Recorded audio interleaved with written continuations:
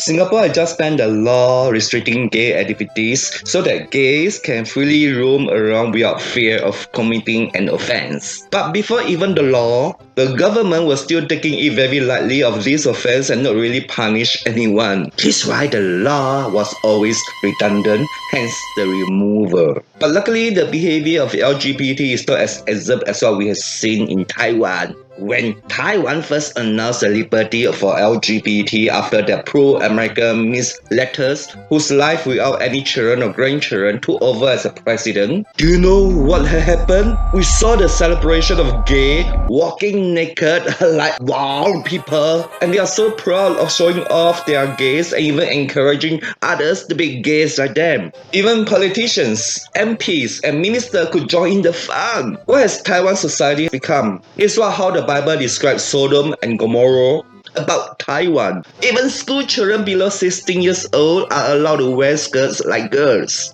They don't even give them a chance for the children to learn the right morals and values. What kind of education are we seeing in Taiwan? It is so hurtful for natural parents, especially when they try to pass on the right value of marriage from generation to generation. This should be a very important part of tradition and culture in Taiwan. If my parents know I was gay, yet I was the only son, it will become the worst nightmare for them. This is the reason the Singapore government still need to control the definition of marriage to protect Singaporeans. Moreover, the birth rate in Singapore is getting low and there's an increasing rate of Singaporeans not interested in getting married. If the government is not protecting marriage, we can see more Singaporeans seeing marriage as a meaningless commitment. Taiwan is a very bad example to show. Taiwan is the first in Asia and also the only one in Asia to promote gay marriage. So if any gays wanted to marry, they could go there.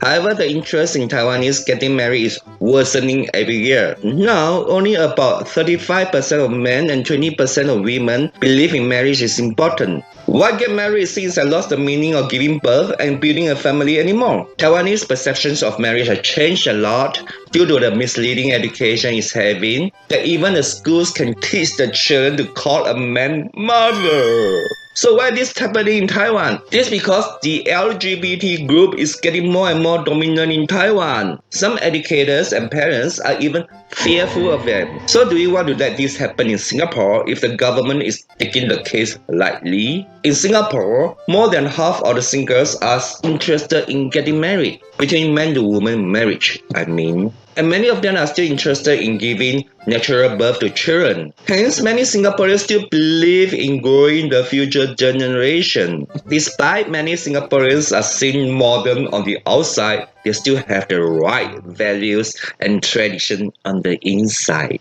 So what do you think? Is Taiwan more liberal than Singapore until the people have lost faith in marriage and we may see Taiwanese extinction? Or is Singapore more authoritarian that we can see more men to women get married to raise a better generation and a better future? Leave down your comments, hit subscribe, like.